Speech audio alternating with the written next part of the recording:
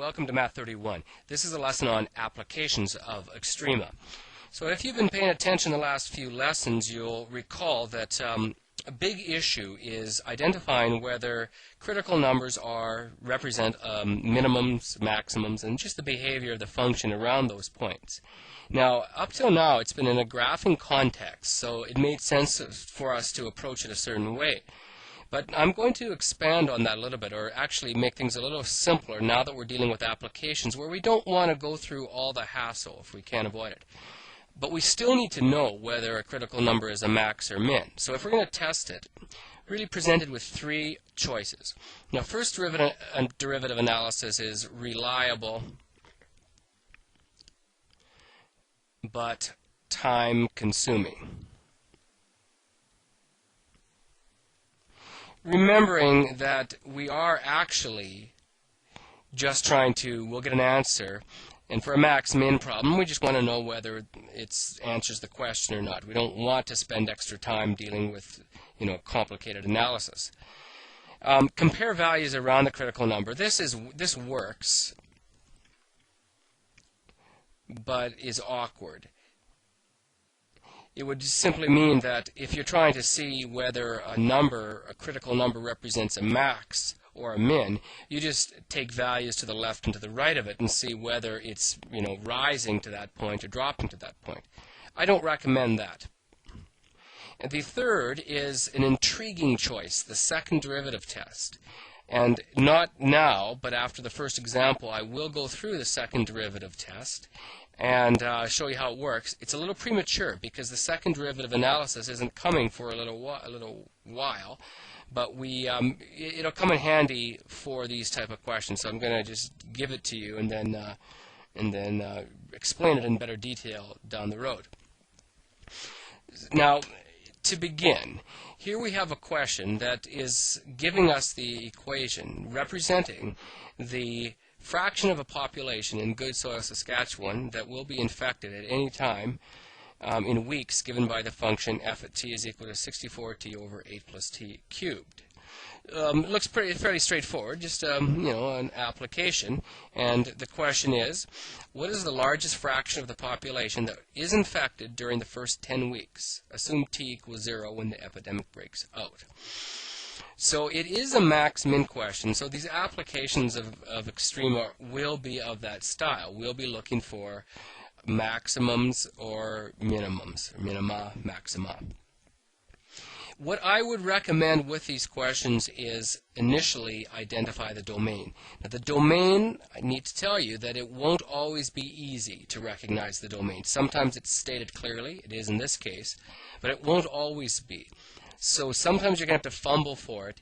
The good news is the domain, if it's not obvious, it may not even be an issue, and you'll see that in later questions. So unlike graph problems where it matters a lot, the domain matters, but it isn't mission critical, believe it or not. So I'm not saying don't do it, but don't throw the question out just because you're not comfortable getting the domain. Now in this case, t is equal to 0 when it breaks out, so I'm going to argue that the domain is going to be all values between 0 and 10 because we want it up to 10 weeks. And I'm assuming it's inclusive, so there's a bit of interpretation involved in these, and that's okay. And then I'm also going to note, because this is a closed interval,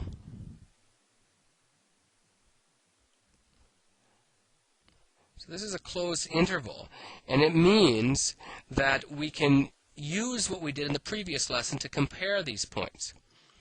So we note that the endpoints are t is equal to 0 and t is equal to 10.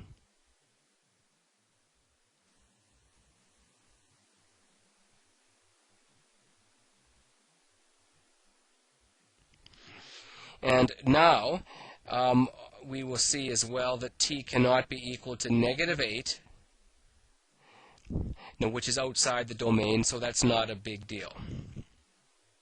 So we don't have to further put a restriction on the domain.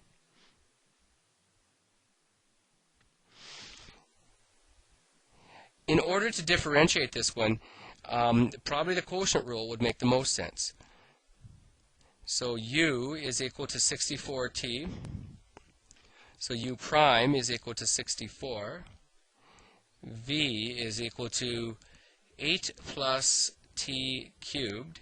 So v prime is equal to 3 times 8 plus t squared multiplied by 1. So y prime is equal to u prime v minus u v prime all over v squared.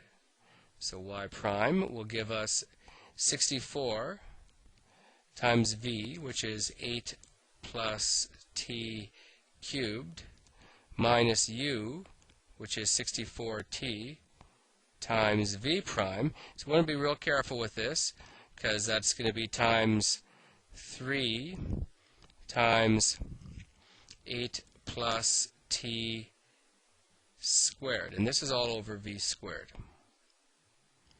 So that's all over 8 plus t. Now, be really careful, because we have 8 plus t to the exponent of 3, so when we square that, now I'll do it in 2 steps, but it will give us 8 plus t to the 6. We want to note that. And as far as cleaning this one up, we could distribute, I suppose, FOIL out and distribute, but I don't think that's a good idea, considering that it is to the exponent of 3. So what I would recommend is taking out a common factor, and that 64 times 3, you could multiply it together now, or you could hold off. Doesn't really matter.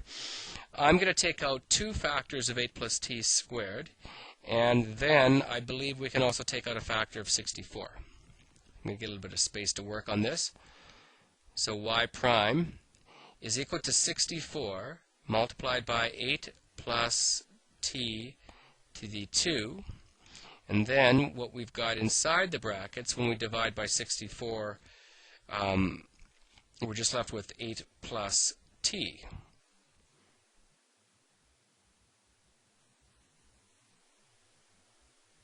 And then minus, if you go back, the 8 plus t is taken out, and we're left with 3t. 64 has been divided out, so 3t. And then the denominator would be 8 plus t to the 6.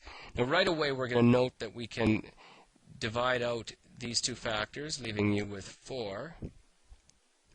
So y prime is equal to 64 multiplied by 8 plus t minus 3t would give you 8. 1t minus 3t is minus 2t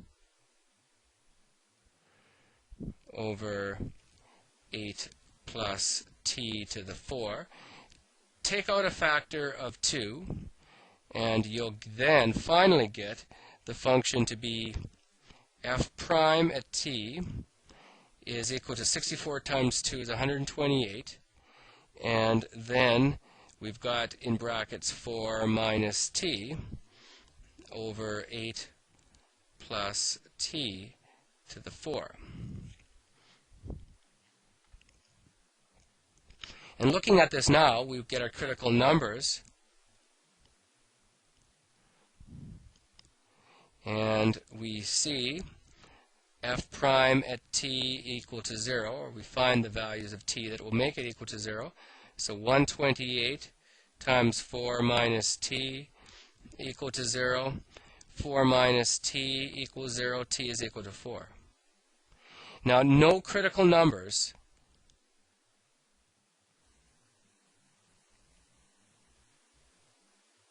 or number where f at t doesn't exist. So we won't get anything off the denominator because that's going to be negative 8. So because this question is giving us endpoints, you want to be careful with that. If they didn't give me endpoints, I couldn't test absolute max and min. But here I can. So I'm going to compare endpoints and critical numbers to answer the question. And the question is the largest fraction, so that's the maximum, to find the absolute max. Now, some people will tell you this is unnecessary, that the endpoints don't really matter. And in truth, they usually do not. Usually it's the critical numbers that end up representing a min or a max. But I'm going to play it by the book. So I'm going to compare f at 0. Then I'll compare that with f at 4 and f at 10. So I'm being very conservative with this one. And whichever represents the max, then that's going to be the answer. So f at 0, we work this one out. So sub into the original, and we get 64 times 0 divided by 8 plus 0 cubed. So this is going to be equal to 0. Then do f at 4. So f at 4 is equal to 64 times 4 over 4, or 8 plus 4 to the 3. Now we could keep this one as a fraction, which is what I'm going to do. And although it might be easier to do the comparison if it's a decimal, but 64 times 4 is 256 divided by, open the bracket, at 8 plus 4, we don't even need a bracket, is 12 to the 3. And you will get f at 4 equal to 4 over 27. Because the question asks for fractions. That is about equal to 0.148, however. And then do the same thing for f at 10. A lot of extra work with these, but it's doing a thorough job. 64 times 10, 8 plus 10 cubed.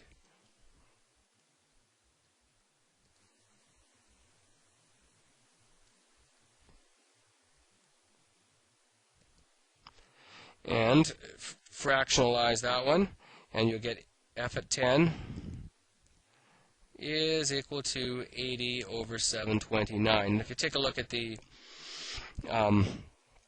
decimal, you get 0.1097, so 110. So this represents the max at 4. And then make sure you answer the question. The largest fraction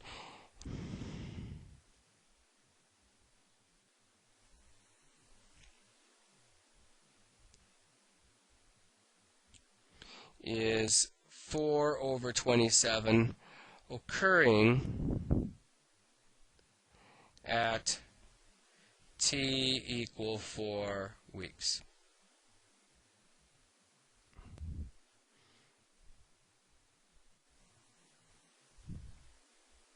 So that's how these ones work.